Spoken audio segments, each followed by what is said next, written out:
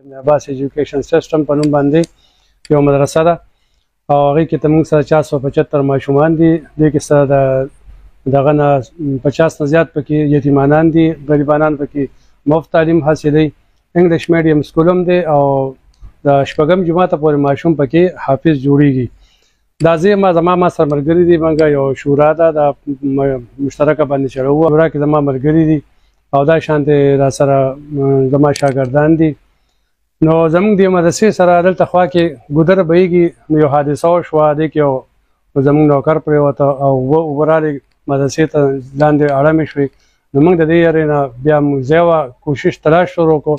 موږ چې یو کولو ځای ځکه چې دا یو رفاهي اداره ده، په دې کې زموږ څه منصوبې دي، نو هغې دپاره کولو روډونه پکار. نو موږ په ایرم کالونۍ کې د روډ سکول نه شاته یو تقریبا د 9.5 کناله ځمکه واخیسته او په هغې کې دا ټولې منصوبې چې کې به یو مسجد وي، په هغې کې به مدرسه وي، په هغې کې به د جینکو سکول اسلامي، په هغې کې به د رکان. د هغې سلسله کې موږ دلته 9.5 کناله ځمکه واخیسته. بیا موږ د هغې نه چاردیوالي چاپېره کړه.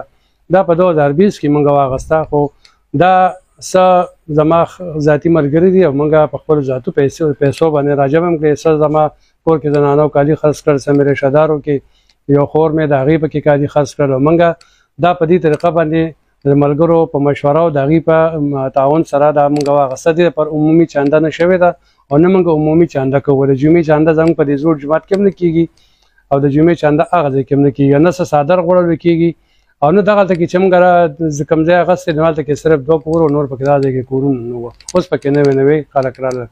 په دې منصوبه موږ دا ځای واخیسته، چاردیوالۍ تمتاو کړله. موږ نقشې چې کومې دي نو هغه یو بیسمنټ موږ پکې کړی و، په هغې باندې بیا لاندې تېخانه او بر به جومات او مدرسه به وه. هر کله چې موږ په هغې کې د مسجد دپاره باقاعدګۍ سره بیسمنټ وکنسته او بیا په بیسمنټ کې موږ تقریبا 1000 سیمنټ او بورې بیډ واچوه. نو د هغې نه وروسته په موږ باندې بیا چې کوم دی نو بس اوې داوې کیسونه او تر دې چې موږ یې ډېر زیات تنګ کړو. یو خاص مافیه ده، قبضه مافیه ده، او چې هغه د کمزوري سړي یا سپین روبه سړي هغه تنګ کړي، پریشانه کړي، کله د دمکۍ په شکل کې په دغه دیوال به یې راته لیکل کولو چې د اسمان ستوري به راته وښیم، دې ځای نه تخته او به دې زغلو، دا به وکړو هغه به وکړو. نو بیا را باندې سټیګانې هم راواخېستې او زه عالم سړی یم، نه د جګړو یم، نه د دغې زموږ د زنانو کالي ولګېدل او هغه پیسې لاړې ضایع شوې. الله سره به مقامي او زما نه لاړې ضایع شوې.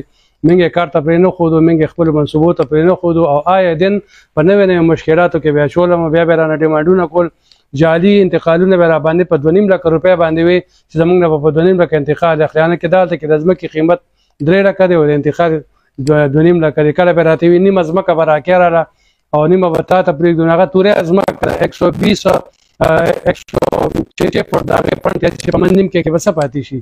بهرحال موږ انتهایي مجبوره شو.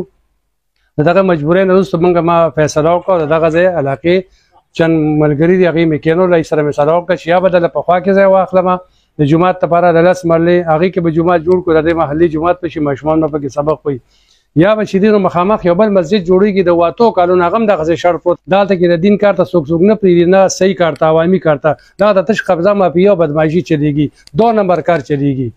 نو مې یا به هغې باندې مې د لنټر واچوم او جومات به جوړ کړو.